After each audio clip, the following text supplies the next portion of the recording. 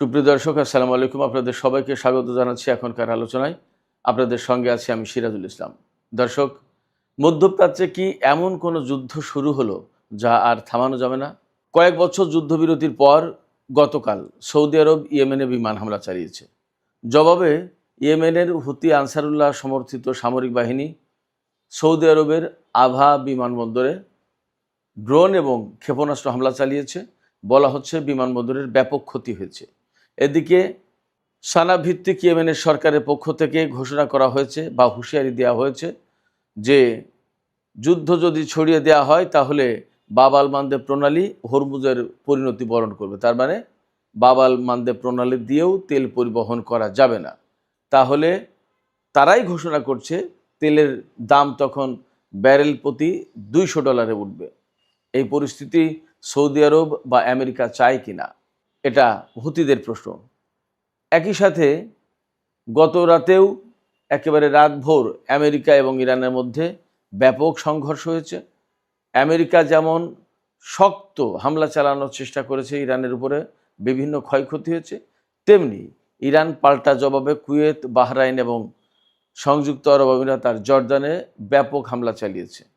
এর মাঝে ইরানের বিশেষজ্ঞ পরিষদের পক্ষ থেকে ঘোষণা এসেছে, ইরানের শহীদ সর্বোচ্চ নেতা আয়াতুল্লাহ আলী খামেনির জানাজার পর বর্তমান সর্বোচ্চ নেতা সৈয়দ মুজতবা খামেনি যে ঘোষণা দিয়েছিলেন যে শহীদ সর্বোচ্চ নেতা এবং ইরানের জনগণ যারা এই যুদ্ধে মারা গেছে তাদের জীবনের বদলা নিতে হবে, রক্তের বদলা নিতে হবে, সেই ঘোষণার প্রতি সমর্থন দিয়েছে ইরানের বিশেষজ্ঞ পরিষদ, যেটা ধর্মীয় আলেম ওলামাদের নেতৃত্বেই মূলত পরিচালিত হয়। তাহলে এই জায়গায় প্রশ্ন আসছে, মধ্যপ্রাচ্যের চলমান এই সংঘাত সংঘর্ষ তাহলে কি মধ্যপ্রাচ্য ধর্ম, যুদ্ধ এবং জ্বালানি নিয়ে ত্রিমুখী সংকটে পড়ে গেল কিনা? সুপ্রিয় দর্শক, আজকের ভিডিওতে এই বিষয়গুলো নিয়ে বিস্তারিত আলোচনা করার চেষ্টা করব। আশা করি আপনারা শেষ পর্যন্ত সঙ্গে থাকবেন।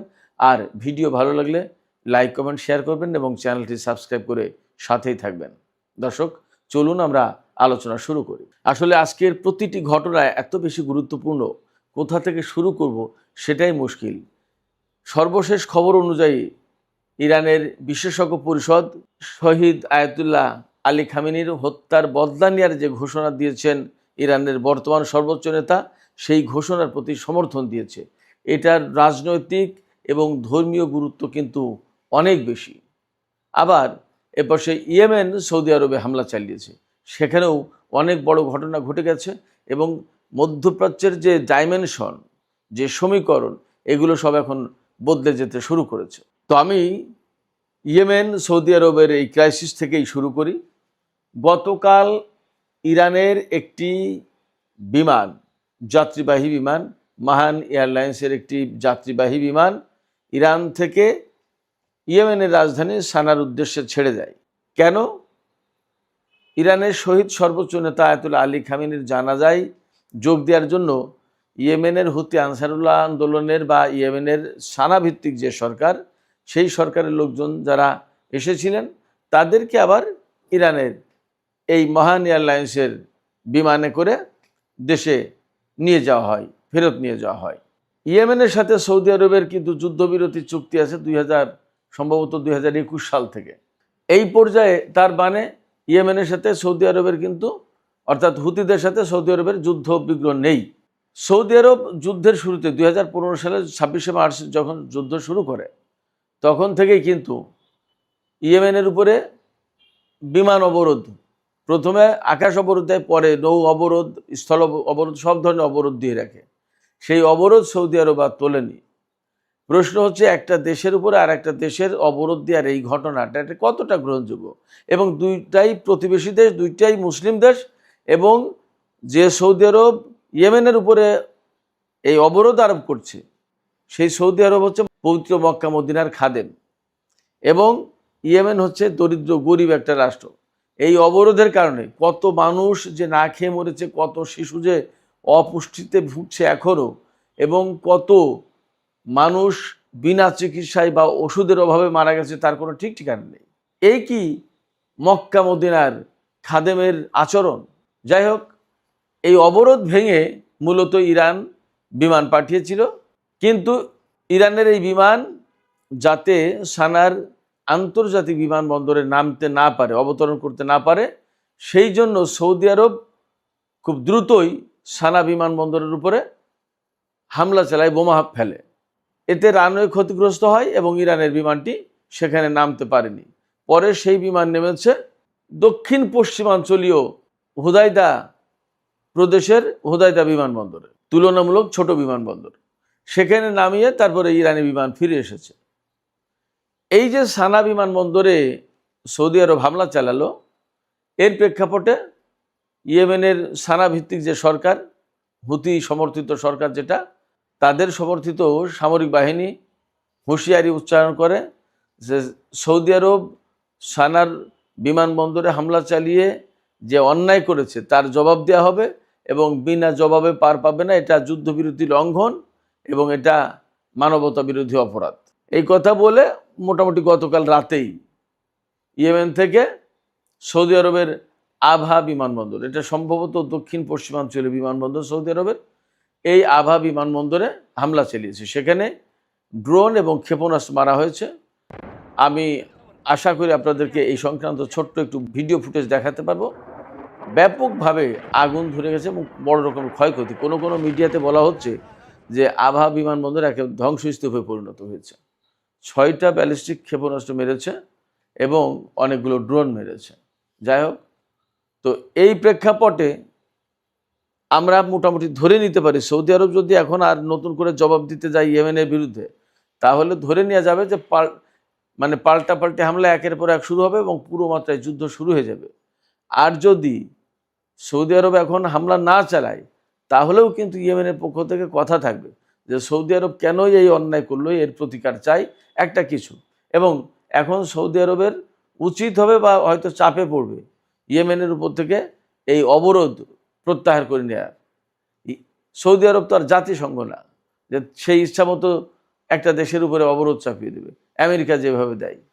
পার্থক্যটা কি হলো আমেরিকার সাথে সৌদি আরবের? এই কি মক্কা মদিনার খাদেমদের আচরণ? যাই হোক, এই প্রশ্ন আমার না, শুধু এই প্রশ্ন কিন্তু উঠছে সারা বিশ্ব থেকে, উঠছে বিশেষ করে মুসলিম বিশ্ব থেকে। যখন ইয়েমেনের শিশুদের অপুষ্টিতে ভোগা, শুধু হাড্ডি সার এইরকম শিশুদের যখন মিডিয়াতে দেখা যায়, তখন সৌদি বাদশাদের সম্পর্কে কী ধারণা আসে? গণমাধ্যমে, সামাজিক মাধ্যমে এই কথা লেখা হয় যে তারা কত কত খাদ্য নষ্ট করে ফেলছে, অথচ ইয়েমেনের শিশুরা, ইয়েমেনের মানুষ না খেয়ে মরছে, গাছের ছাল বাকল ঘাস লতাপাতা খেয়েছে যুদ্ধের সময়। এই ইয়েমেনের জনগণ, সৌদি আরবের চাপিয়ে দেওয়া যুদ্ধ। অথচ ইয়েমেনের যে কারণে সংকটটা তৈরি হয়েছিল সেটা ইয়েমেনের সম্পূর্ণ নিজস্ব অভ্যন্তরীণ ব্যাপার। সেই বিষয়টাই সৌদি আরব প্রয়োজনে মধ্যস্থতা করে একটা মীমাংসা করে দিতে পারত। তা না করে সে একটা পক্ষে অবস্থান নিয়ে ইয়েমেনের বিরুদ্ধে যুদ্ধ চাপিয়ে দিয়ে হামলা করে 7-8 বছর ধরে যুদ্ধ চালিয়েছে। খুব অন্যায় কাজ। যাই হোক, ইয়েমেনের এই পরিস্থিতির পর, অর্থাৎ নতুন করে সংঘর্ষ শুরু হওয়ার পর, ইয়েমেনের হুতিদের পক্ষ থেকে একদম পরিষ্কার হুমকি দেওয়া হয়েছে, হুঁশিয়ারি উচ্চারণ করা হয়েছে, সৌদি আরব যদি এখানেই না থামে তাহলে, এবং সৌদি আরব যদি পূর্ণমাত্রায় যুদ্ধ শুরু করে, তাহলে হরমুজ প্রণালীর পরিণতি বরণ করবে বাব আল মানদেব প্রণালী। আপনারা সবাই জানেন যে বাব আল মানদেব প্রণালীর মতোই প্রায় গুরুত্বপূর্ণ একটা প্রণালী হচ্ছে বাব আল মানদেব প্রণালী। আপনারা সবাই জানেন হরমুজ প্রণালীর মতোই একটা গুরুত্বপূর্ণ প্রণালী হচ্ছে বাব আল মানদেব প্রণালী। যে সমস্ত মধ্যপ্রাচ্যের যে সমস্ত তেল হরমুজ প্রণালী পার হয়ে ওমান উপসাগর, আরব সাগর দিয়ে সামনে এগিয়ে এডেন উপসাগর দিয়ে বাব আল মানদেব প্রণালী পার হয়ে লোহিত সাগরে ঢোকে এবং লোহিত সাগর দিয়ে সুয়েজ খাল হয়ে ভূমধ্য সাগর এবং আটলান্টিক, ইউরোপের বিভিন্ন দেশ অথবা আমেরিকার দিকে, এই সমস্ত তেল বাব আল মানদেব প্রণালী পার হয়ে যেতে হবে। আবার পশ্চিমা দেশগুলোতে মধ্যপ্রাচ্য থেকে রপ্তানি করা অন্যান্য দ্রব্য সামগ্রীও যায়, সার, আদার অনেক প্রোডাক্ট যায়, বা বাব আল মানদেব প্রণালী হয়ে পশ্চিমা জগৎ থেকে তো অনেক বাণিজ্য হয়, সেই জাহাজগুলো কোনো কোনোটা হুরমুজ প্রণালী দিয়ে পারস্য উপসাগরে যায়, আর কোনো কোনোটা বাব আল মানদেব প্রণালী পার হয়ে ভারত মহাসাগর দিয়ে ভারতে যায়, ওপাশে শ্রীলঙ্কা, মালদ্বীপ, Indonesia, Philippines, Malaysia, Singapore, Japan, দক্ষিণ কোরিয়া, উত্তর কোরিয়া, চীন, ভিয়েতনাম, হংকং, থাইল্যান্ড, মিয়ানমার, কত জায়গায় যায়। তার মানে বাব আল মানদেব প্রণালী খুবই গুরুত্বপূর্ণ প্রণালী বিশ্ব বাণিজ্যের জন্য।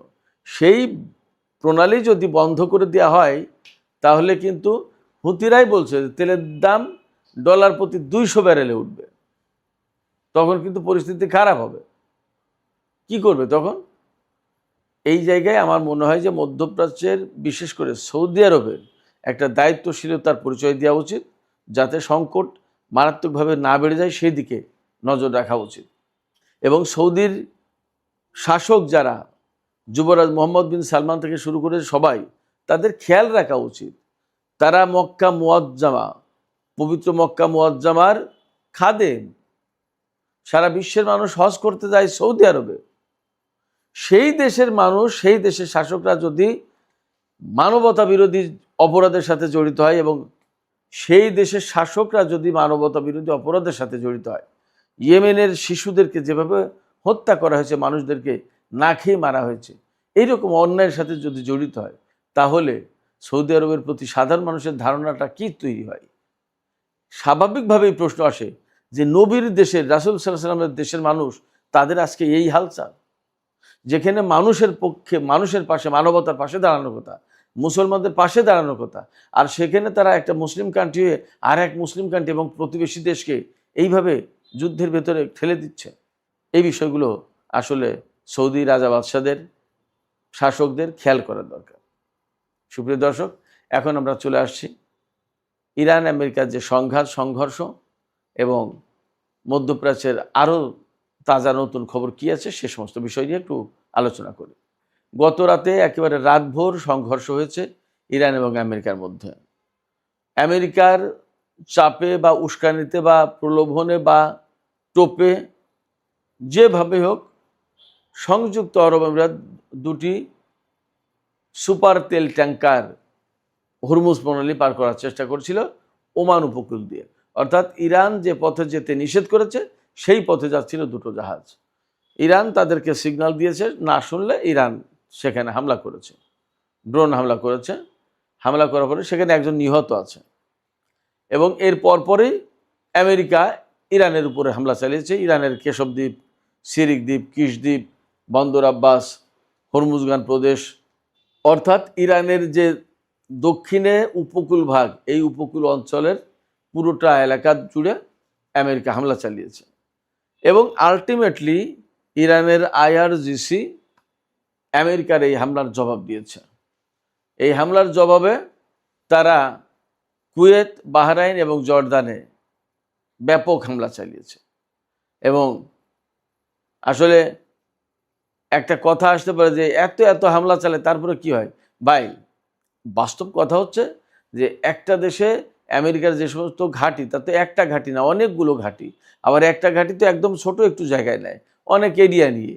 সেগুলো ইরান যতগুলো ক্ষেপণাস্ত্র, যতগুলো ড্রোন মারে, তা সব যে কার্যকর হয় তা তো না।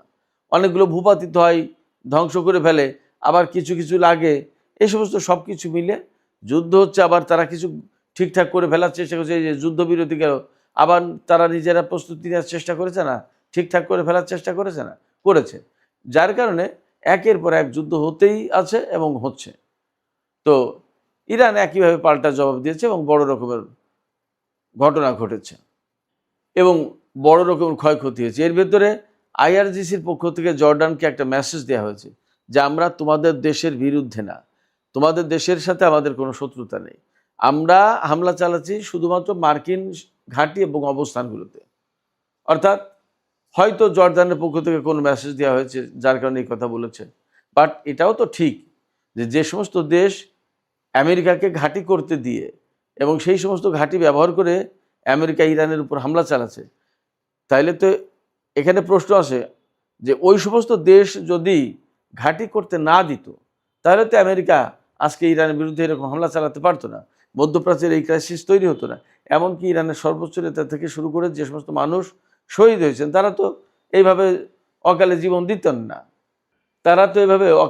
দিতেন না, এই যে জীবন গেল, অর্থাৎ আমেরিকা ইরানের বিরুদ্ধে যুদ্ধ চাপিয়ে দিল বা যুদ্ধ শুরু করলো, এই যে যুদ্ধ শুরু করার সুযোগ পেল বিভিন্ন ঘাঁটি ব্যবহার করে, আরব অঞ্চলের এই সমস্ত দেশের ঘাঁটি ব্যবহার করে, ফলে আসলে কোনো দেশ একদম দায় এড়িয়েও যেতে পারে না, যার কারণে অনেকের আসলে কিছু বলারও নেই, কওয়ারও নেই।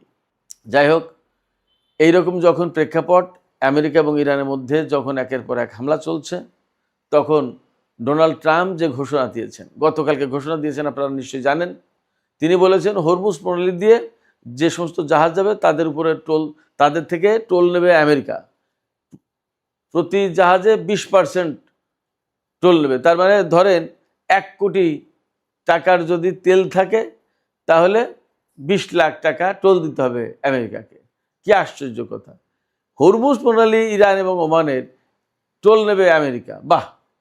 আমেরিকা কি কেউ বলছে যে তার নিরাপত্তা দেওয়ার জন্য হরমুজ প্রণালী বা ভারত মহাসাগর বা এই জায়গায়? কেউ তো বলেনি। আমেরিকা কেন গায়ে পড়ে আসে? এটাই তো প্রশ্ন, সারা বিশ্বের মানুষের কাছে কিন্তু এটাই প্রশ্ন। যাই হোক, তো ট্রাম্পের এই ঘোষণায় মজার একটা ঘটনা ঘটে যাচ্ছে, সেটি হচ্ছে পারস্য উপসাগরীয় অঞ্চলের যে মিত্র দেশগুলো তারা কিন্তু ক্ষুব্ধ হচ্ছে ট্রাম্পের উপরে, যে আমরা কেন ট্রাম্পকে টোল দেব এবং 20%, জানো তো না কথা না, 100 টাকার তেল বিক্রি করলে তার 20 টাকা ট্রাম্পকে দিয়ে দিতে হবে, জানো তো না কথা, মানে ব্যাংক সুদের চেয়েও বেশি, অনেক বড় ব্যাপার। এই জায়গায় আরব অঞ্চলের দেশগুলো ক্ষুব্ধ হচ্ছে ডোনাল্ড ট্রাম্পের উপরে। ডোনাল্ড ট্রাম্পের আসলে বোঝা উচিত যে তিনি কখন কি বলছেন এবং সেই কথার মানে কি দাঁড়ায়। যাই হোক, সুপ্রিয় দর্শক, মধ্যপ্রাচ্যে যখন সৌদি আরব ইয়েমেন সংঘাত শুরু হয়েছে, আমেরিকা এবং ইরানের ভেতরে ব্যাপকভাবে যুদ্ধ চলছে, তখন ইরানের বিশেষজ্ঞ পরিষদের পক্ষ থেকে নতুন করে একটা খুবই গুরুত্বপূর্ণ ঘোষণা এসেছে। সেই ঘোষণাটা হচ্ছে যে ইরানের সর্বোচ্চ নেতা শহীদ আয়াতুল্লাহ আলী খামেনির হত্যাকাণ্ডের বা শাহাদাতের বদলা নেওয়ার জন্য এবং ইরানের যে সমস্ত মানুষ ইসরায়েল এবং আমেরিকার হামলায় নিহত হয়ে তাদের জীবনের মূল্য বা বদলা নেওয়ার জন্য ইরানে বর্তমানে যিনি সর্বোচ্চ নেতা সৈয়দ মুজতবা খামেনি, তিনি ঘোষণা দিয়েছেন আরও 3-4 দিন আগের কথা, 9 তারিখের কথা, 9 তারিখ বা 10 তারিখের কথা, তারপরেই 9 অথবা 10 জুলাইয়ের কথা, তারপরে আজকে, অর্থাৎ আজকে 14ই জুলাই, আজকে ইরানের বিশেষজ্ঞ পরিষদের পক্ষ থেকে সর্বোচ্চ নেতার অর্থাৎ মুজতবা খামেনির যে ঘোষণা, সেই ঘোষণার প্রতি সমর্থন দেওয়া হয়েছে। বিশেষজ্ঞ পরিষদ বলেছে পবিত্র কোরআনের আলোকে এবং রাসূল সাল্লাল্লাহু আলাইহি ওয়াসাল্লাম এবং তার পবিত্র আহলে বায়াতের যে শিক্ষা, সেই শিক্ষা অনুযায়ী এই প্রতিশোধ নেয়ার গুরুত্ব অপরিসীম এবং এই প্রতিশোধ নেওয়া হবে। অর্থাৎ সর্বোচ্চ নেতা যে ঘোষণা দিয়েছেন তার প্রতি বিশেষজ্ঞ পরিষদ সমর্থন দিয়েছেন। তার মানে দাঁড়াচ্ছে ইরানের পক্ষ থেকে এখন যত শহীদ ব্যক্তি যারা এই যুদ্ধে মারা গেছেন তাদের রক্তের বদলা নেওয়ার জন্য ব্যবস্থা করা হবে এবং ইরানের সামরিক বাহিনীর জন্য সম্ভবত এটা এখন মাস্ট হয়ে দাঁড়াচ্ছে, অবশ্যই করণীয় কর্তব্য হয়ে দাঁড়াচ্ছে। সেক্ষেত্রে আমরা ধারণা করতে পারি পরিস্থিতি কিন্তু এখন আরও বেশি জটিল হয়ে গেল। তার মানে মধ্যপ্রাচ্যের এই যে বর্তমান পরিস্থিতি, এই পরিস্থিতি ধর্ম, যুদ্ধ এবং জ্বালানি, ভূ রাজনৈতিক আধিপত্য, এগুলোর অনেক কিছুর একটা জটিল সমীকরণ হয়ে গেল। জানি না মধ্যপ্রাচ্য বা বর্তমানে এই সংকট কোথায় গিয়ে শেষ হবে। সুপ্রিয় দর্শক, এখনকার মতো আলোচনা শেষ করব এখানেই। তবে যাবার আগে আপনাদের কাছে প্রশ্ন, ইরানের বিশেষজ্ঞ পরিষদের পক্ষ থেকে সর্বোচ্চ নেতার প্রতি যে সমর্থন জানিয়ে বিবৃতি দেওয়া হয়েছে, এই বিবৃতির প্রেক্ষাপটে এখন ইরানের সামরিক বাহিনীর জন্য প্রতিশোধ নেওয়া অবশ্যই করণীয় হয়ে দাঁড়ালো। আপনারা কি মনে করেন, ইরান কি এই প্রতিশোধের দিকে যাবে বা ইরানের সামরিক বাহিনী কি এখন এই প্রতিশোধ নিতে বিশেষভাবে তৎপর হবে কিনা এবং তাতে পরিস্থিতি আরও জটিল হবে কিনা? আপনাদের মতামত জানিয়ে কমেন্টে লিখুন।